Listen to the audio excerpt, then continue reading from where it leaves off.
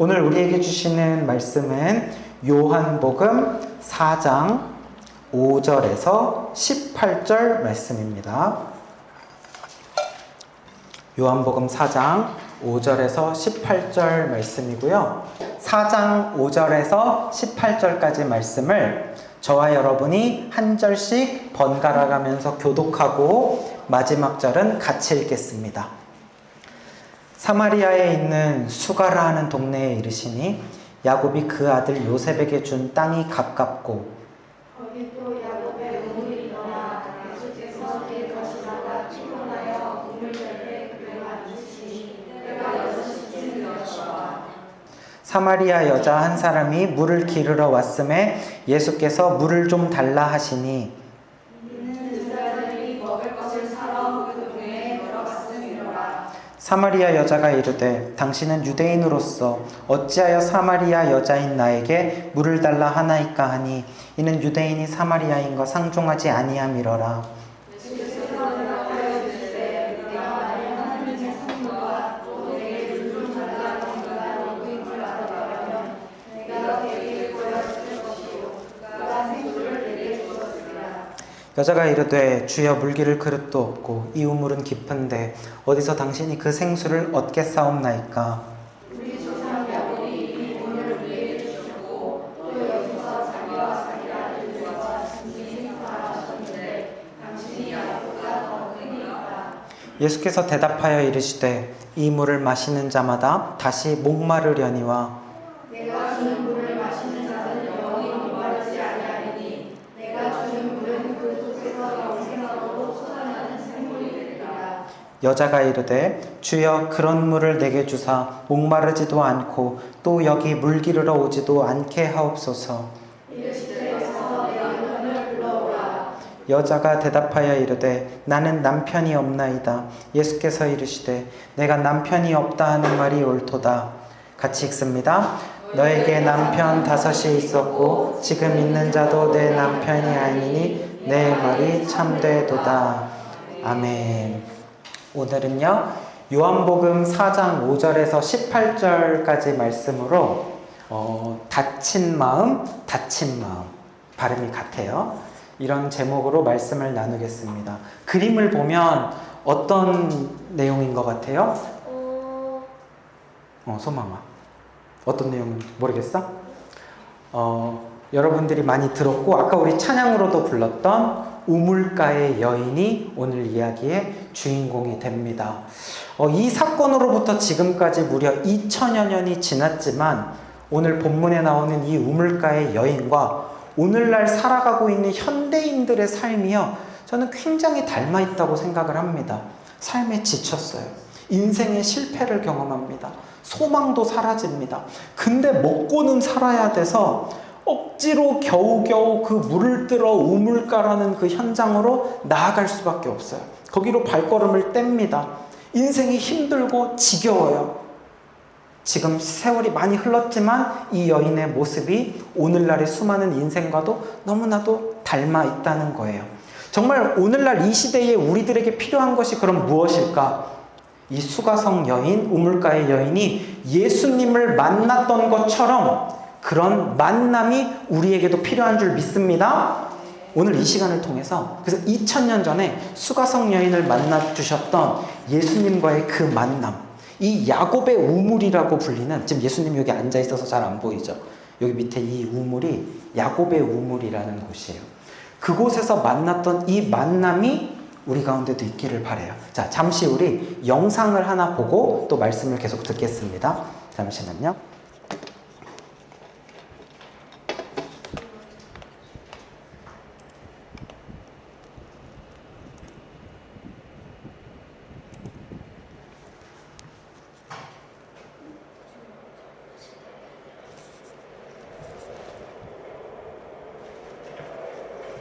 뒤에 불을 좀 다 꺼줄래요?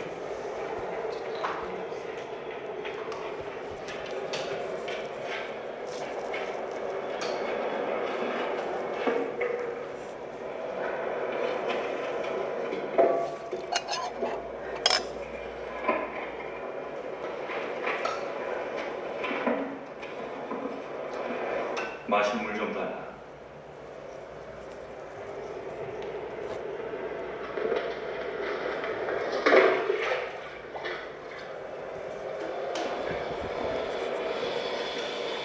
당신은 유대인이면서 어찌 사마리아 여자인 제게 물을 달라 하십니까?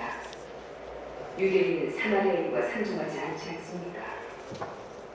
네가 만일 하나님의 소물과 너에게 물 달라 한 네가 누구인지 안다면 오히려 네가 그에게 구하였을 것이며 그는 너에게 생수를 주었으리라.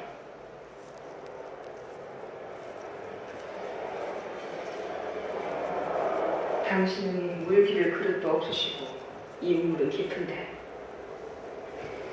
어디서 당신이 그 생수를 얻으시겠습니까? 당신이 우리 조상 야곱보다 더 큰 분이니까. 그는 이 우물을 주었고 또 자신과 아들들과 가축을 다 먹였나이다. 이 물을 마시는 사람은 누구나 다시 목마르겠으나 내가 주는 물을 마시는 사람은 영원히 목마르지 아니하리라. 내가 주는 물은 그 사람 안에서 솟아나는 샘물이 되어 그를 영생으로 이끌리라.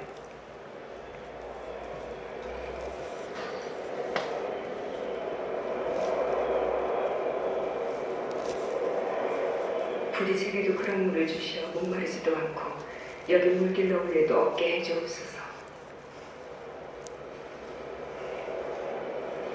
가서 너의 남편을 불러오라.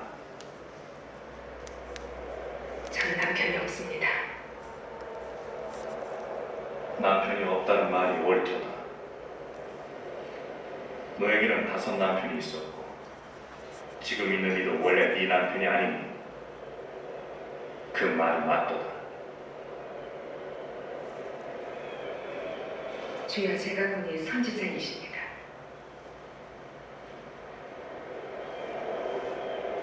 우리 조상들은 이 산에서 예배하였는데 유대인들은 예배할 곳이 예루살렘에만 있다 합니다. 여자여, 나를 믿어. 이 산에서도 아니고 예루살렘에서도 아니겠으나 너희가 아버지께 예배할 때가 이르리라. 너희는 알지 못하는 것을 예배하고 우리는 아는 것을 예배하니 구원이 유대인에게서 나기 때문이라. 진실되게 예배하는 사람이 영과 진리로 아버지를 예배할 때가 오나니 곧 지금도 그러한다. 아버지는 그렇게 예배하는 이들을 찾으시느니라. 하나님은 영이시라.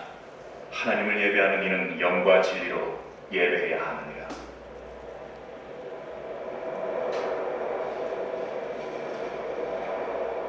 제가 알기에 메시아, 곧 그리스도라는 분이 오실 것입니다. 그분이 오시면 모든 것을 알려주실 것입니다. 너에게 말을 전하는 내가 바로 그러나.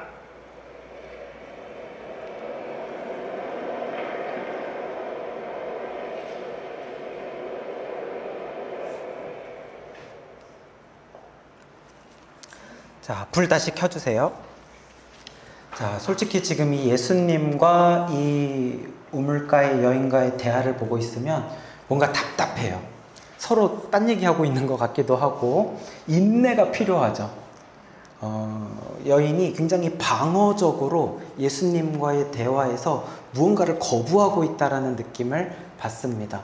영상을 통해서 이 여인을 딱 봤을 때 첫인상이 어땠어요? 아주 인심 좋고 푸근한 이웃집 아줌마 같았나요? 아니에요. 인상이 감히 말 붙이기도 힘든 살벌한 인상을 가져요. 굉장히 어둡고 우울하게 보이고 말 걸기 어려운 그런 인상을 가지고 있죠. 이 주인공, 우물가의 여인 혹은 사마리아 여인 혹은 수가성 여인, 이렇게 불리는 여인인데 이 여인에 대해서 오늘 한번 좀 알아보도록 하겠습니다. 자, 먼저 5절 말씀과 6절 말씀을 우리 같이 한 목소리로 한 번 더 읽어볼게요. 시작! 사마리아에 있는 수가라 하는 동네에 이르시니 야곱이 그 아들 요셉에게 준 땅이 가깝고 거기 또 야곱의 우물이 있더라. 예수께서 길 가시다가 피곤하여 우물 곁에 그대로 앉으시니 때가 6시쯤 되었더라. 아멘. 저기 아이들한테 펜을 한 자루씩 나눠줄래요? 저희 설교는 주보에 이렇게 빈칸 같은 게 있으면 채울 수도 있고 설교를 하면서 필기를 할 수도 있어요. 그러면 훨씬 더 졸립지도 않고 설교 내용이 기억이 잘 나거든? 한번 그렇게 해봐. 자, 오늘 아까 말씀드렸듯이 수가성 여인이라는 여인이 오늘 이야기의 주인공이라고 했죠? 수가라고 하는 동네는 어디에 있는 곳이래요? 사마리아. 사마리아 안에 수가라고 하는 동네가 있는데 그 동네에는 어떤 우물이 하나 있습니다. 바로 야곱의 우물이라고 불리는 그곳에 예수님이 가고 계셨던 거예요. 길을 가시다가 예수님도 너무 피곤하셔서 이 우물 곁에 앉으셨다라는 내용입니다. 자, 그럼 우리 지도에서 이 사마리아와 수가가 어디에 있는지 우리 한번 살펴봅시다. 오랜만에 지도를 한번 볼게요. 자, 이 지도를 보면 이스라엘 지도인데 이스라엘은 주변에 있는 물이 어떻게 되어 있는지를 보면 이스라엘이 한눈에 들어옵니다. 이쪽으로는 바다가 있어요. 여기 지중해. 그리고 여기 갈릴리 바다, 갈릴리 호수, 요단강을 지나서 사해. 요렇게 사해. 요 왼쪽, 요 사이에 있는 지역이 이스라엘입니다. 자, 근데 이스라엘은 세 개의 구역으로 크게 나눌 수가 있습니다. 첫 번째는 여기 유대 지역, 두 번째는 여기 사마리아 지역, 세 번째는 여기 갈릴리 지역. 이렇게 크게 셋으로 나눌 수가 있습니다. 그래서 이 유대 지역에는 예수님이 태어나셨던 베들레헴 들어봤죠? 그리고 유대의 수도, 성전이 있는 예루살렘이 있는 곳이 유대 땅이고, 위쪽 갈릴리는 예수님이 쭉 자라셨던 곳, 그리고 예수님이 주로 사역하셨던 나사렛과 이 갈릴리 바다, 가버나움 이런 곳이 있습니다. 가나와 같은 가나 혼인잔치 아시죠? 자, 이러한 곳이 갈릴리에 있어요. 자, 그러면 이 가운데 중요해 보이잖아요. 가운데 땅이니까. 근데 사마리아에 대해서는 우리가 아는 것이 별로 없습니다. 오늘 이야기에 나오는 이 수가가 사마리아에 있다는 것을 하나 알고, 또 그 비유 들어보셨을 거예요. 선한 사마리아인 비유. 어떤 강도당한 자가 있었는데 사람들이 다 지나갔지만 선한 사마리아인이 그 사람을 이렇게 데리고 가서 여관에도 데려다주고 했던, 그게 사마리아거든요. 왜 사마리아에 대한 내용은 그런 거 외에는 잘 알려지지 않았냐면, 유대 사람들이요, 이 사마리아인들을 사람을 취급을 안 합니다. 상종을 하지 않습니다. 왜냐하면 이 사마리아인들은 과거에 우상을 숭배를 했었고, 그리고 이방인들과 결혼을 했어요. 그렇기 때문에 이방인들과 결혼을 하고 우상과 하나님을 함께 섬기는 것, 이러한 것들은 해서는 안 되는 행동이었기 때문에 그것을 했던 이 사마리아인들을 유대인들은 어떻게 생각하냐면 이방인과 동일시 취급을 하고 죄인 취급하고, 당연히 말도 걸지 않고 물 달라고 오늘 예수님처럼 할 수도 없는 것입니다. 그래서 유대인들은 갈릴리에서 유대를 가거나 유대에서 갈릴리를 갈 때 사마리아를 거쳐서 지나가지 않습니다.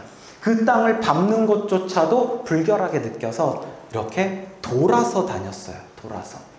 그랬던 사람들이고, 예수님도 유대인이시죠? 근데 예수님이 오늘 수가라는 곳을 통과해서 지나가시는 거예요. 이것부터가 평범하지 않은 이야기입니다. 자, 그러면 예수님이 만나셨던 이 수가성 여인. 자, 이 수가성 여인이라고 불리는 이 사람. 왜 성여인이 여기 수가성이 붙었냐면, 당시에는 다 성읍 안에 살고 있었어요. 성내에. 그래서 수가라는 성 안에 살았다. 예루살렘 성, 여리고 성 할 때 그 성이고, 수가성에 살고 있는 여인이고, 사마리아 여인이라고도 불립니다.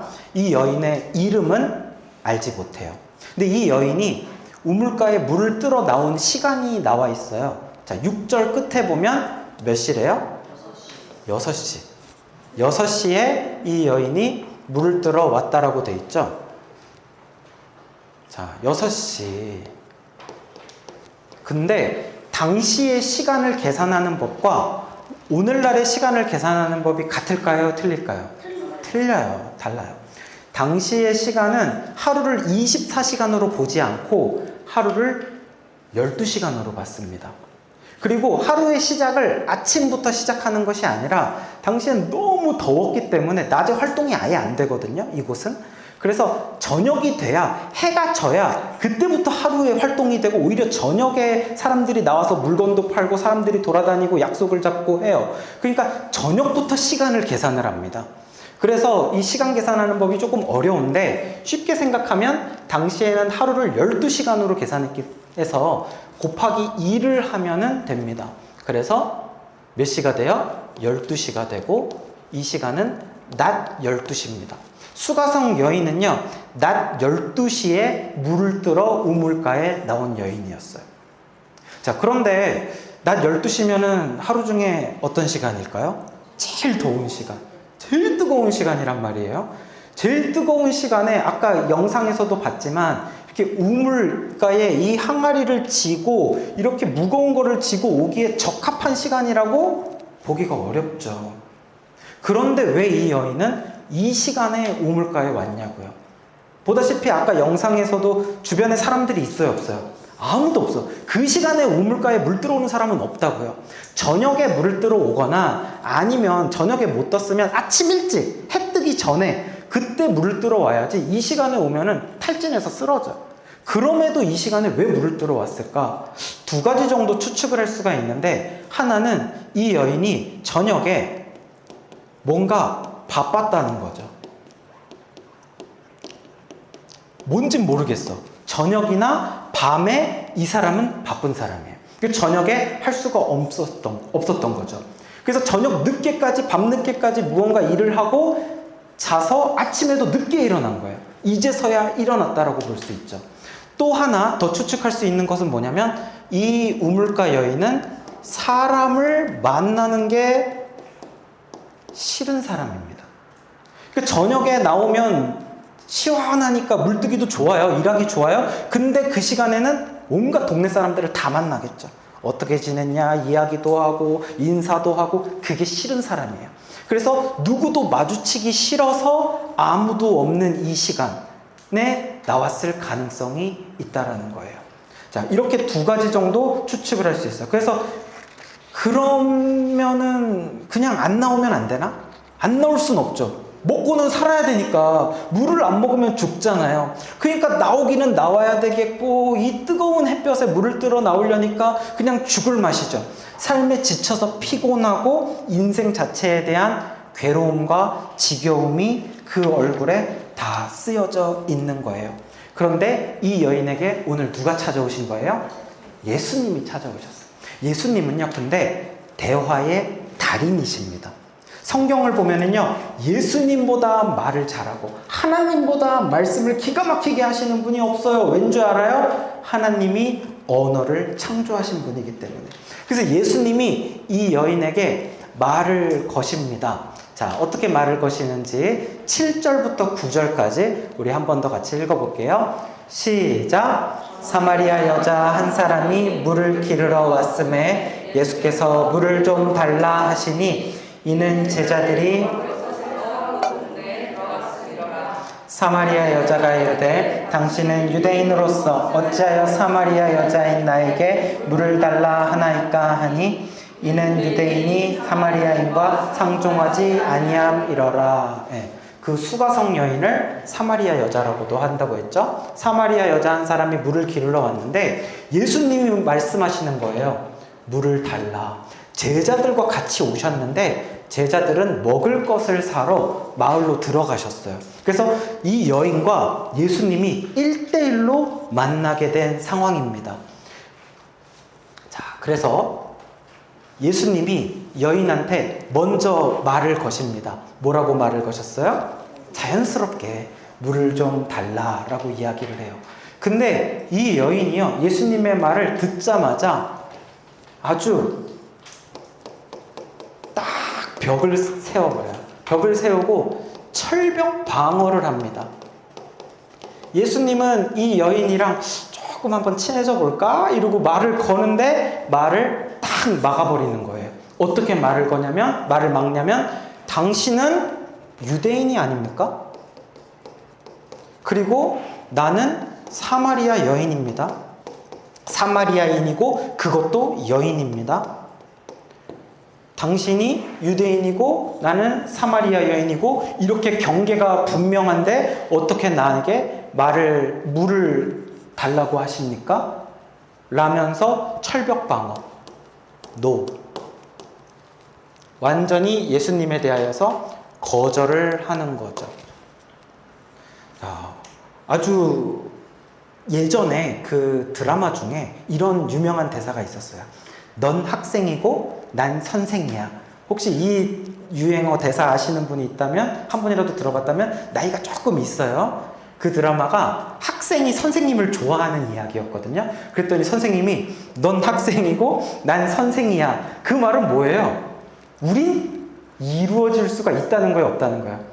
없다는 거예요. 너와 나의 경계가 분명한데 이루어질 수 없다. 그러니까 이 여자가 지금 말하는 넌 유대인이고 난 사마리아인이야? 그럴 수 없어. 경계를 딱 그어버리는 거예요. 분명히 예수님은 이 여인과 대화하고 싶어서 말을 걸었지만 여인은 초장부터 철벽 수비, 완강하게 거절을 합니다.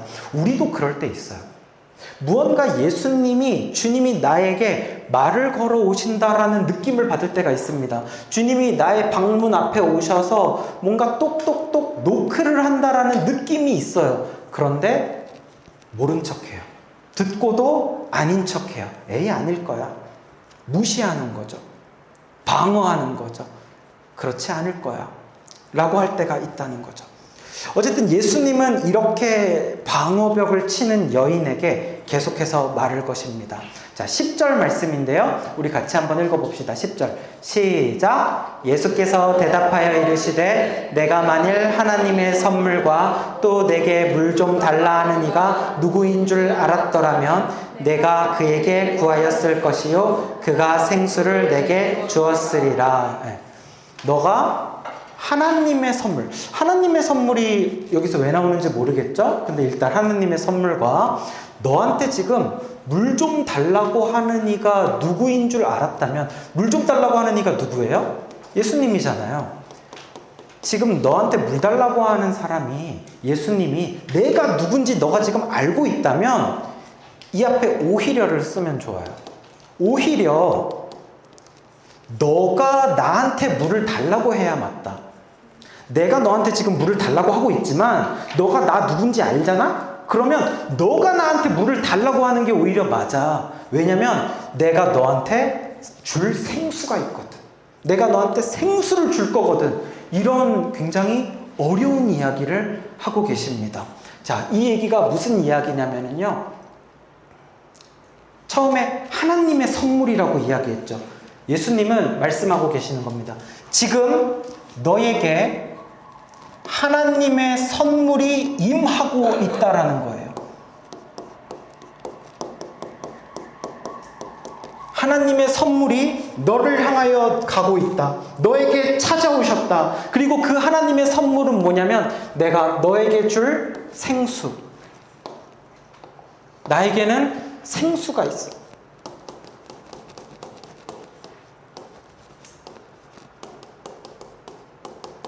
생수가 있다. 이 생수는 어떤 생수? 너를 회복시키는 생수, 너를 살리는 생수. 그 생수, 하나님의 선물, 너에게 임하고 있는 중이다. 자, 근데 왜 이렇게 예수님 어려운 말을 하시나 모르겠어요. 생수가 뭘까요? 자, 요한복음 7장을 보면 그 알 수 있어요. 같이 한번 읽어봅시다. 나를 믿는 자, 시작. 나를 믿는 자는 성경의 이름과 같이 이는 그를 믿는 자들이 받을 성령을 가리켜 말씀하신 것이라. 아멘. 나를 믿는 자는 성경, 구약에서 예언되어진 것처럼 생수의 강이 안에서 막 흘러나올 거래요. 다시, 나를 믿는 자는 무엇을 받는다고 하세요? 성령을 받는다. 성령이 생수인 것입니다.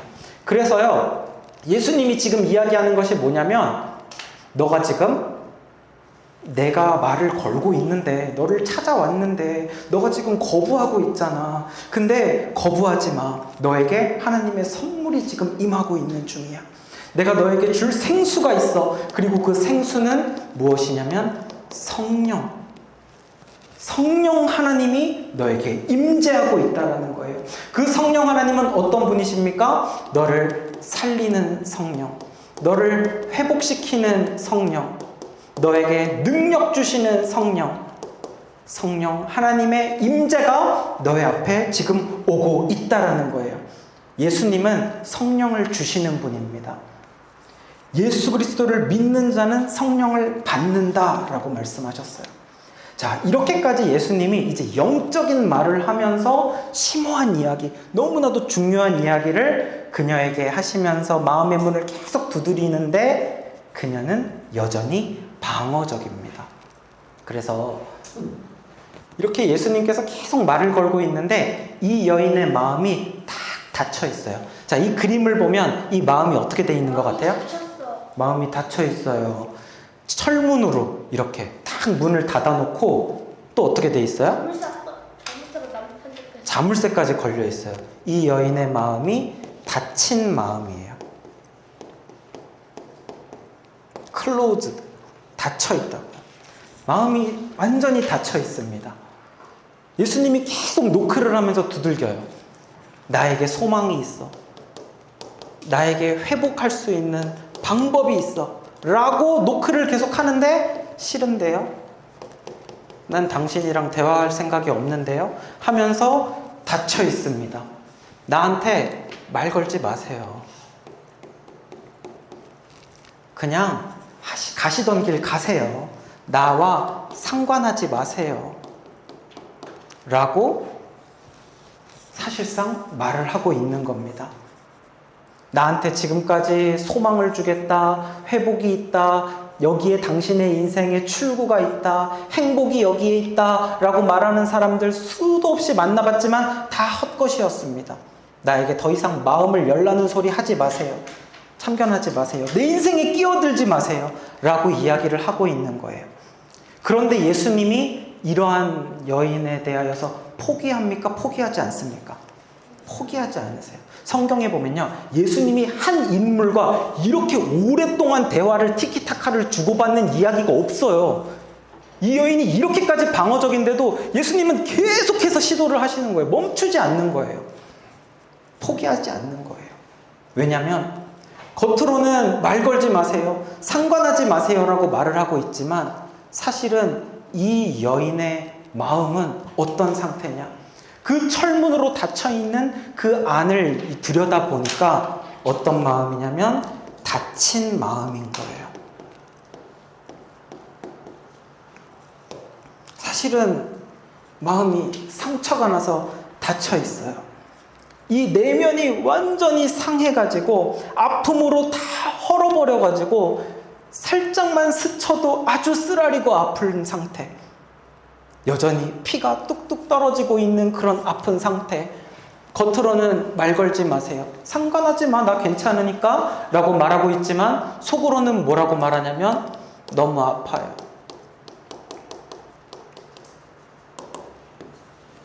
이 여인의 속마음은 너무 아프다라고 말을 하고 있는 거예요. 예수님은 하나님이십니다.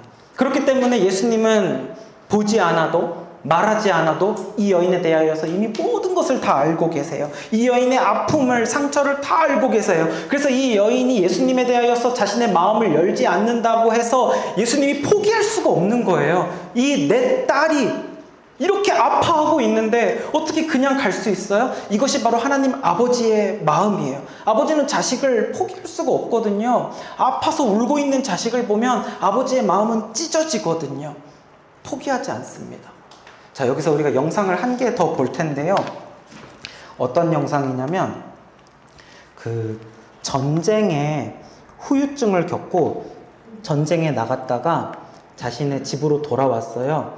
근데 전쟁 후유증으로 인하여서 집 밖으로 나가지 않고 집 안에만 머물러 있는 그런 아들에 대한 이야기입니다. 자, 짧은 영상인데요. 함께 보겠습니다.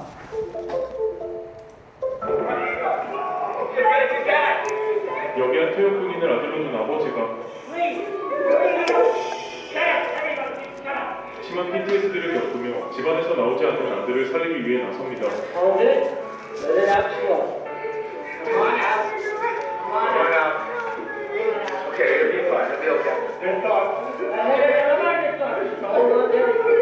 Don't hold on there. Okay. Don't talk. Don't talk. 조금 진정이 된 아들은 곧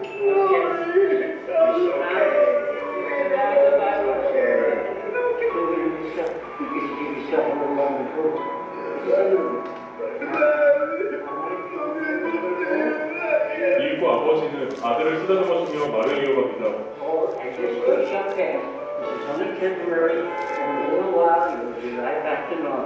Trust me. Okay? You trust me? All right?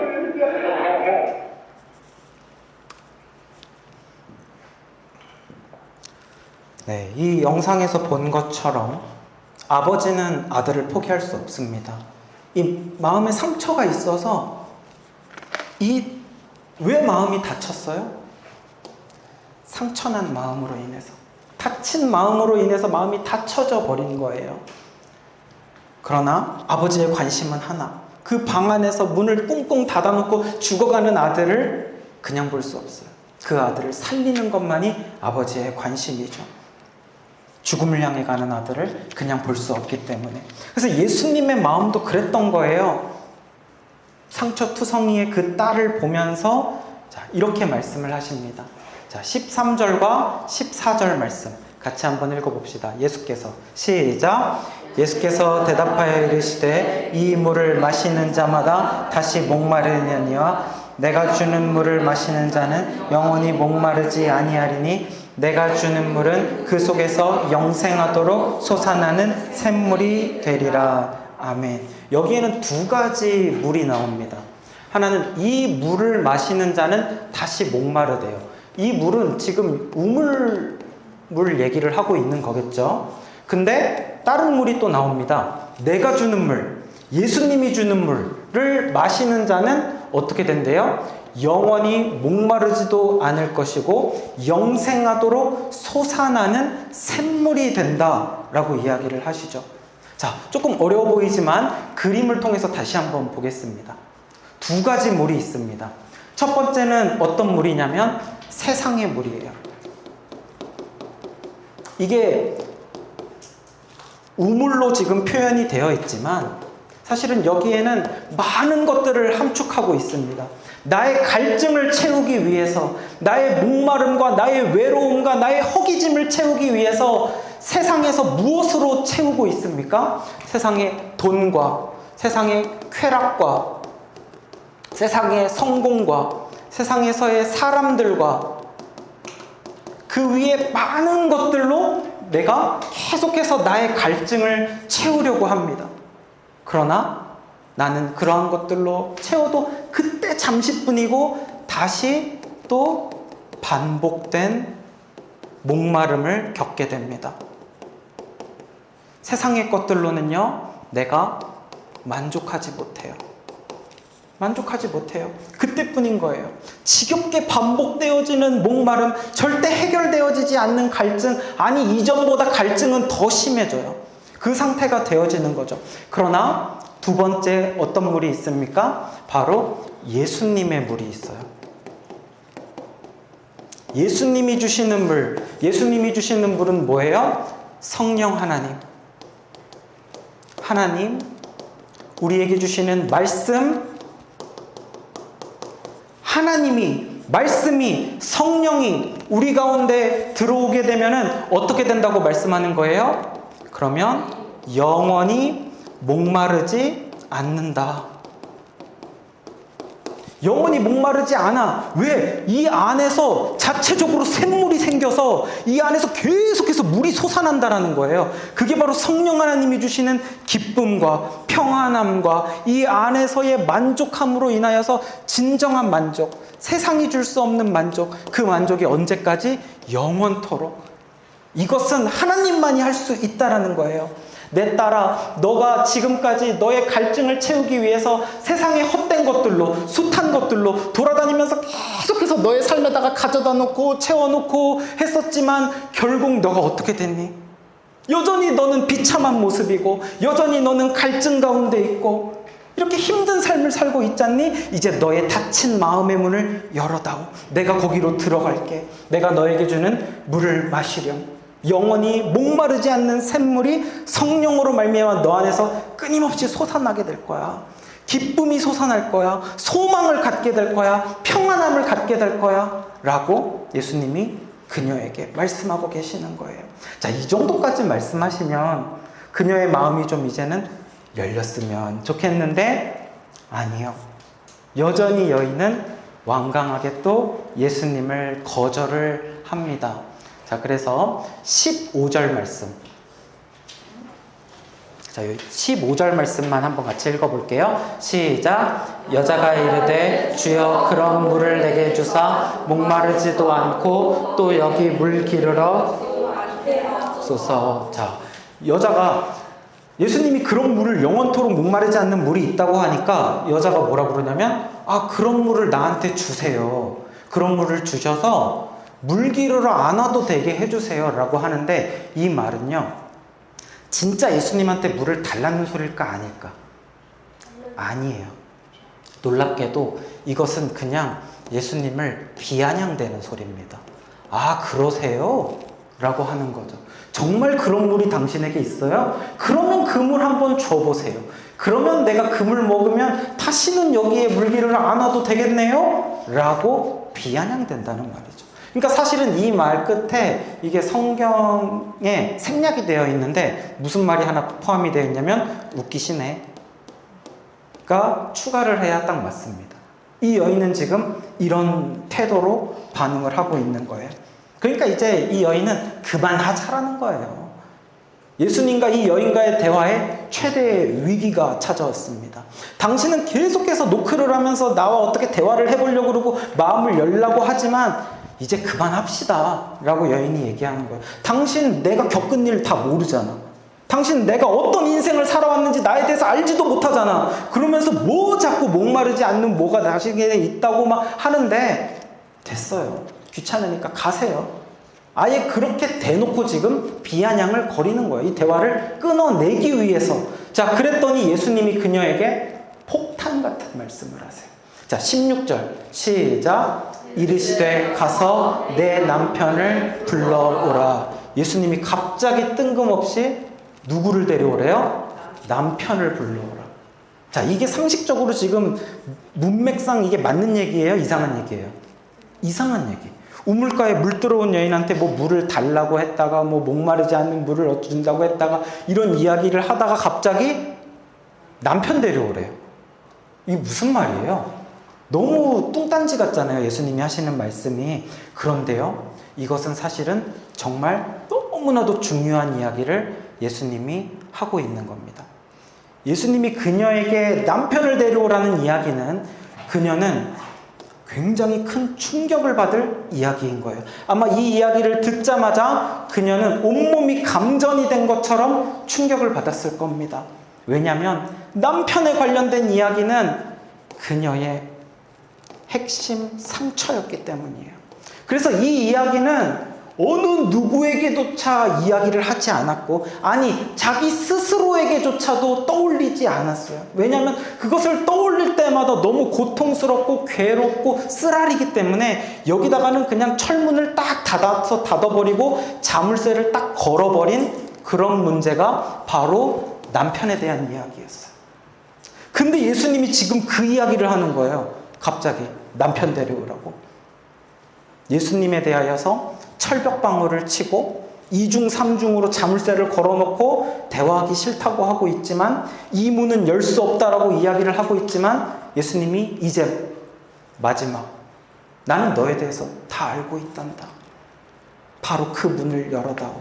진짜 문제, 너가 가지고 있는 진짜 문제, 진짜 아픔, 진짜 눈물, 해결되지 않은, 남 모르게 흐르고 있는 너의 그 눈물, 아픔을 드러내라는 거예요. 그 다친 상처를 가지고 주님 앞으로 나아오라고 하는 거예요. 만약 너가 그렇게 제일 중요한 부분을 덮어놓고 계속해서 외면하고 모른 척하고 덮어놓으면 결코 해결될 수가 없다는 거예요. 닫힌 마음의 문을 열라고 하는 거예요. 가끔요, 이제 목사가 성도님들한테 좀 뭔가 걱정되는 듯한 그 느낌이 있거든요. 낌새가. 요즘 따라 표정이 좀 안 좋아진 것 같아. 그래가지고 가서 집사님 이렇게 말을 걸어, 예수님처럼 이렇게 말을 걸고 이런저런 이야기를 하다가 요즘 혹시 뭐 기도 제목 있으시면 말씀해 주세요 라고 이야기를 할 때가 있어요. 뭔가 분명히 문제가 있을 거다라고 생각을 하고, 근데 아니요, 괜찮아요, 뭐 교회를 위해서, 세계 평화를 위해서 기도해 주세요 라고 이야기를 한다면 답이 나오지 않는 거예요.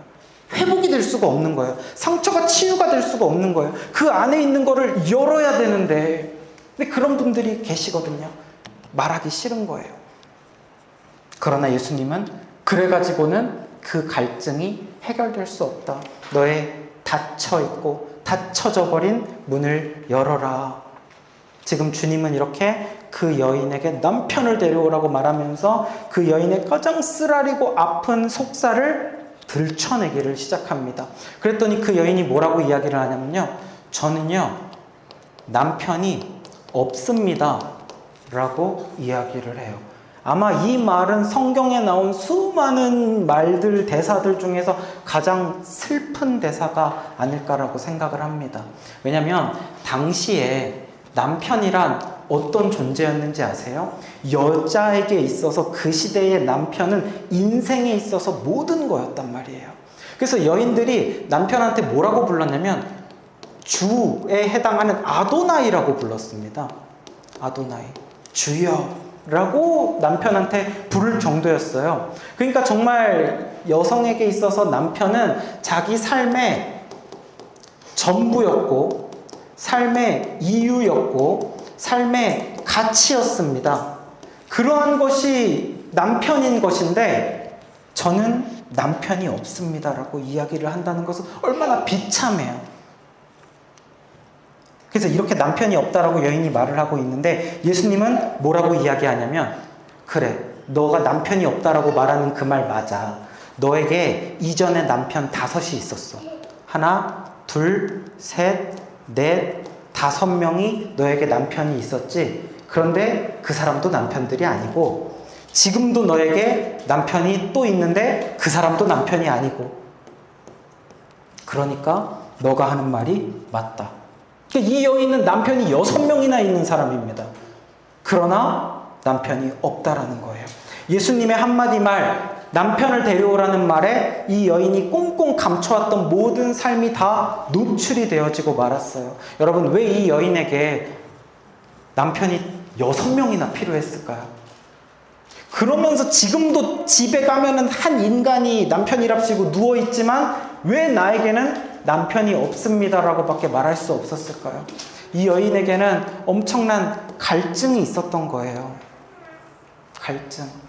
그 목마름에 대한 답을 얻고자 나름 채워보려고 이 방법도 써보고 저 방법도 써보고 겉으로 보기에 좋은 것들을 다 해봤지만, 그래서 아니 이번에는 괜찮겠지, 아니 이 사람이라면 괜찮겠지, 하나도 근데 채워지지가 않는 삶이었던 거예요. 결국 그녀에게 남는 것은, 갈증은 해소되어지지 않고 오히려 좌절만 남고 고통스러운 아픈 기억만이 남아져 버리는 거죠. 사랑하는 여러분, 그럼 예수님이 이 여인에게 왜 찾아오신 겁니까? 이 여인한테 뭐 어쩌자는 거예요? 너 남편 다 있었는데 과거 들춰내고 지금 예수님이 아픔만 다시 들춰내고 놀리려고 하는 거예요? 그럴 리가 없잖아요. 예수님 지금 이 얘기를 왜 하시는 거예요? 너에게 남편이 아무리 많았어도 너는 갈증을 채우지 못했지. 내가 너의 참 신랑이다. 내가 너의 진정한 남편이야. 너가 그동안 얻지 못했던 참된 안식과 참된 구원을, 그러한 것들로 너가 얻을 수 없어. 나만이 줄 수 있단다. 내 딸아, 마음을 열고 나에게로 오렴. 이제는 너의 삶의 전부, 삶의 이유, 삶의 가치, 그것을 사람에게서, 세상에게서, 인간에게서 찾지 아니하고 나에게서 찾으렴. 내가 너의 전부가 되겠다. 내가 너의 이유가 되겠다. 내가 너의 가치가 되겠다. 라고 예수님이 그녀에게 말씀하시는 거예요. 여러분, 이것이 바로 복음입니다. 이것이 바로 영적인 역사예요. 영적인 역사라는 것은 우아하게 그 상처를 덮어주는 게 아니라 오히려 상처를 적나라하게 뒤집어 버립니다. 그리고 그 아픈 곳에 예수님이 친히 안수하시고 약을 발라주세요. 치료해 주시고 낫게 해주시는 거예요. 사랑하는 여러분, 저는 가끔 저의 모습도 이 수가성 여인의 모습과 너무 똑같다고 느낄 때가 있거든요. 나의 약함과 죄악으로 막 죄가 범벅이 되어가지고 그냥 살면서 그냥 힘없이 터덜터덜 오늘도 일터의 자리로 나아갈 때가 있는데, 그런 비참한 모습일 때가 있는데, 그때 그 자리에 예수님이 나를 찾아오실 때가 있어요. 그래서 예수님이 다시는 목마르지 않는 물, 영생하도록 솟아나는 샘물을 나에게 주시겠다고 예수님이 그 자리에 와서 계시는 거예요. 근데 주님이 그냥 생수를 안 주세요. 나에게 조건을 요구하십니다. 뭐냐면 가서 남편을 데려오라고 하는 거예요. 그게 뭔지 알아요? 내가 제일 듣기 싫은 말을 예수님이 하신다는 말이에요. 내가 제일 듣기 싫은 말이에요. 하필이면 내가 제일 굳게 걸어 잠가놓은 그 닫힌 문이 있어요. 꽁꽁 닫아놨어요. 근데 예수님이 그 문 열라는 거예요. 그 안을 열면 다 썩어 문드러져 있고 상처가 아물지도 않아서 계속 근데 덮어놔서 골마 터져버렸거든요. 열고 싶지 않은데 주님은 그거 열으래요. 내 남편을 데려오래요. 그리고 내가 그리로 들어갈게. 내가 너를 치료해 줄게. 내가 너를 회복시켜 줄게. 나밖에 해결할 수가 없단다. 세상에 어떠한 곳으로 그것을 덮으려고 해봤자, 다시 또 그 목마름을 채우려고 해봤자 해결 안 되는 거 알잖니? 라고 말씀하면서 나에게로 와라. 나에게 더 가까이 와라. 목마르거든 나에게 오렴. 나를 믿는 자는 그 배에서 생수의 강이 흘러넘치리라 말씀하시는 거예요. 사랑하는 여러분, 이제 말씀을 정리할 건데요.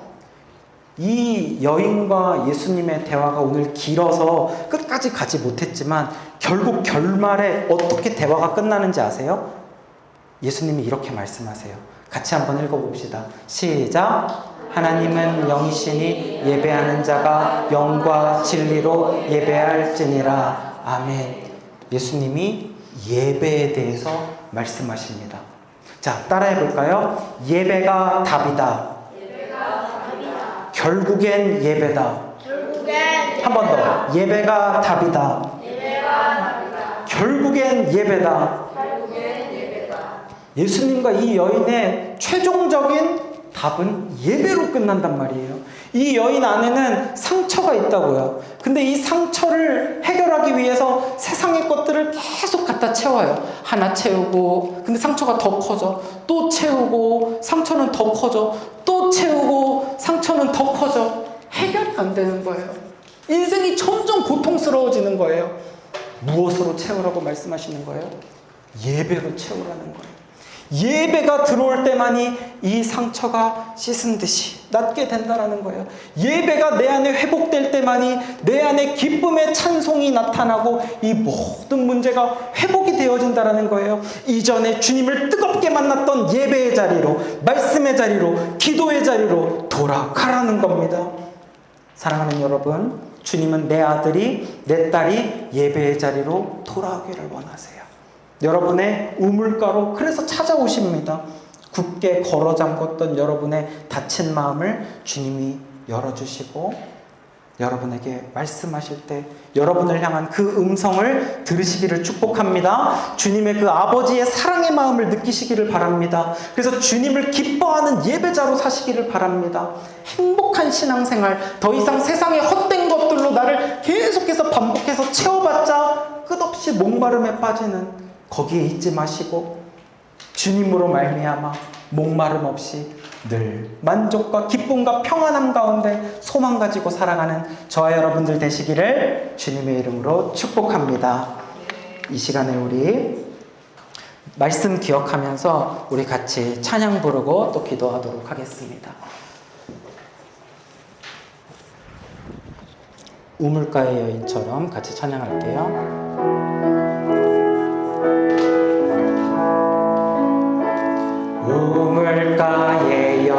이처럼 난 구했네. 헛되고 헛된 것들 그때 주님 하신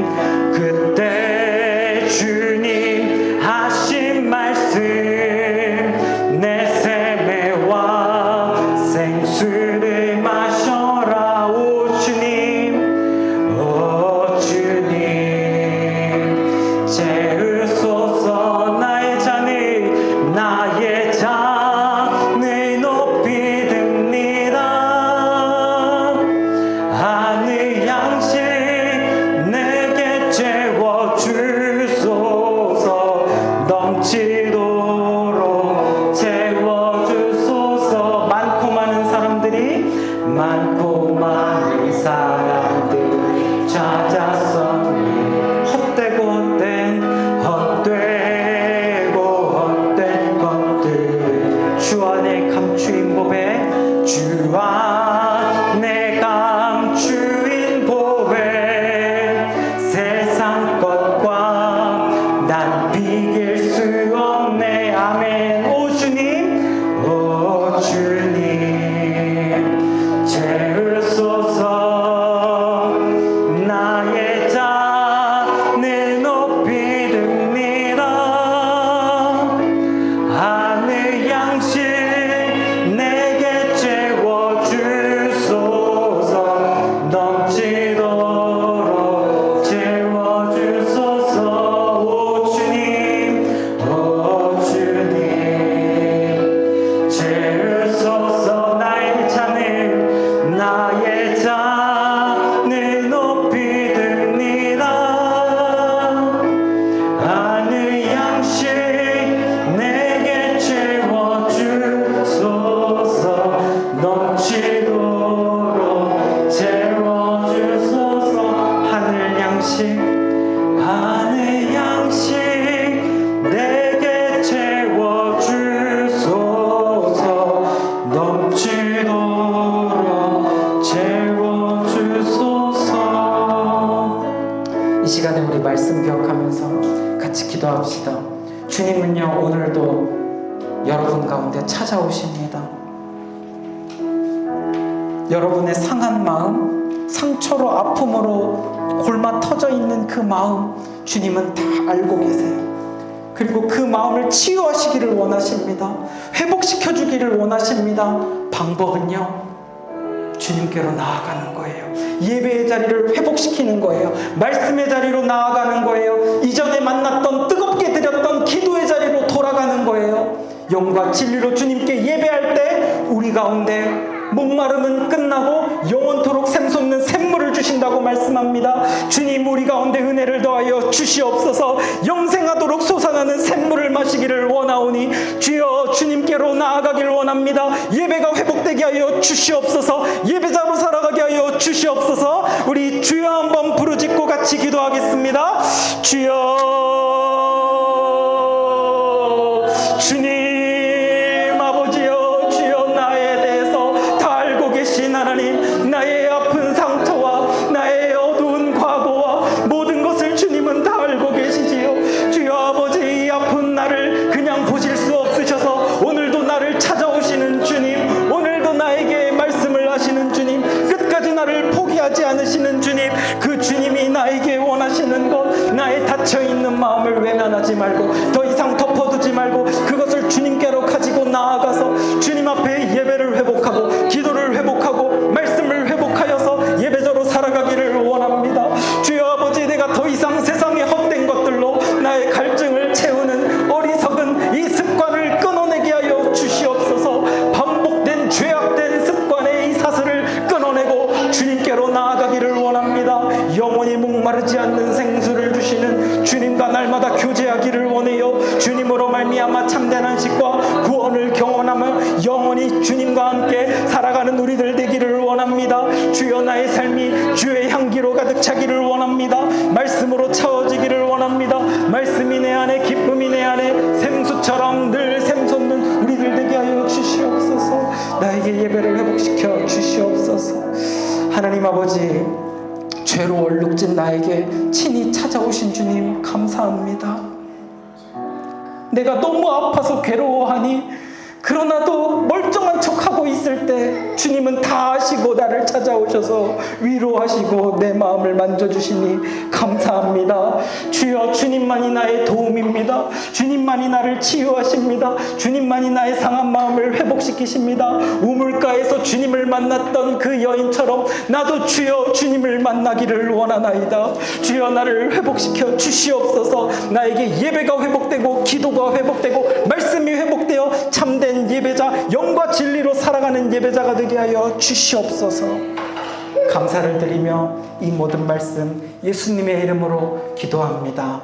아멘. 이제는 예수 그리스도의 은혜와 하나님 아버지의 사랑과 성령님의 교통하심이 영원히 목마르지 않는 생수를 주시는 예수 그리스도와 날마다 교제함으로 참된 안식을 누리며 주님과 승리하기를 소망하고 결단하는 예배자들의 머리 위에 영원토록 함께 있을지어다.